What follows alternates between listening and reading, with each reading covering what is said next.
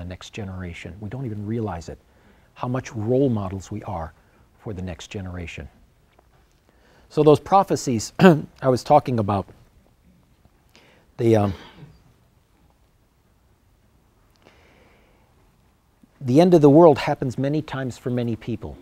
It doesn't mean that the end of the world is going to happen for all of us. But the earth itself will keep living. You know, we might change. We will have to change in order to support ourselves and our children and things like that. You know, I was told a story a long time ago by someone about at the very beginning of the world. Yin Yang was the first creation. Yin Yang was the first. The stone people were the first creation, but the eagle was here before it. And so what does that mean? The eagle was always here, but the stone was the first creation. It's like the spirit of the eagle was here, but there wasn't always a vehicle. We are a spirit in a body. This vessel holds this spirit for a very short time. In the Lakota way of being, there's 4 different parts of the human soul, but there are no words in the English language for those 4 parts of the human soul. We are in this for a very short time. We experience this life. When we leave, we move on. We take that aspect of our soul, we move on to that spirit world. Very different place.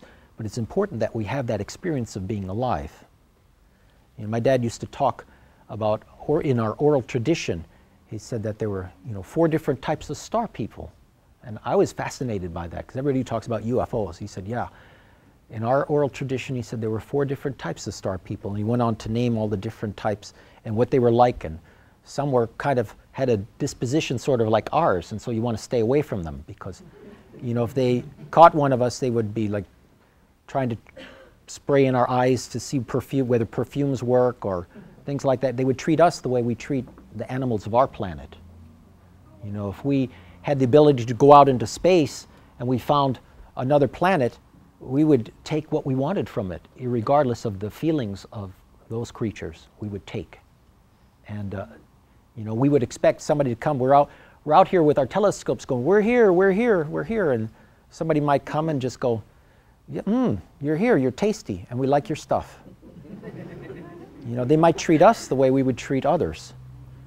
But fortunately, Dad said, and according to tradition, there are those watchers over us in the universe who keep track, who have older, have been around a lot longer, and keep the others in check, and keep the universe in check, and very well aware of us. And I was told that we're considered unique in the planet. In this universe, we're unique among species because we have something called love that is not really understood by other creatures in this planet, in this planetary universe. We have love. Consequently, we also have hate too. We have all those things in a balance. We're cultivating love, but it's going to take many, many generations and many cycles of building and destruction before we can build that and cultivate that and have that part of our genetic code. So we express that predominantly.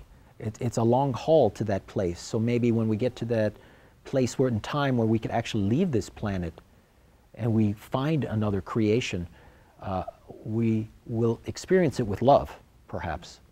It makes us unique in the world. And so that's one of the reasons we're protected, because they're kind of find that we're fascinating. A long time ago, people looked at the sky and they saw these little dots and they thought they were campfires, little campfires in the sky, and they thought, what a holy and sacred thing that is, little campfires in the sky. And then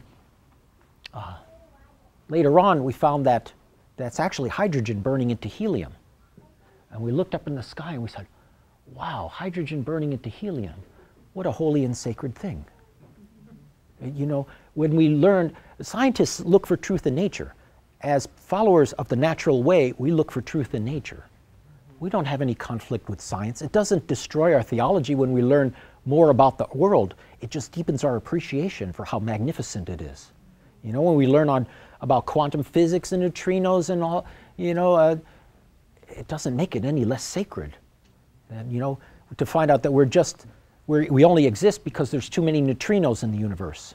That's all, the only reason we're here. Too many neutrinos, that's all we are. I'm grateful for those neutrinos.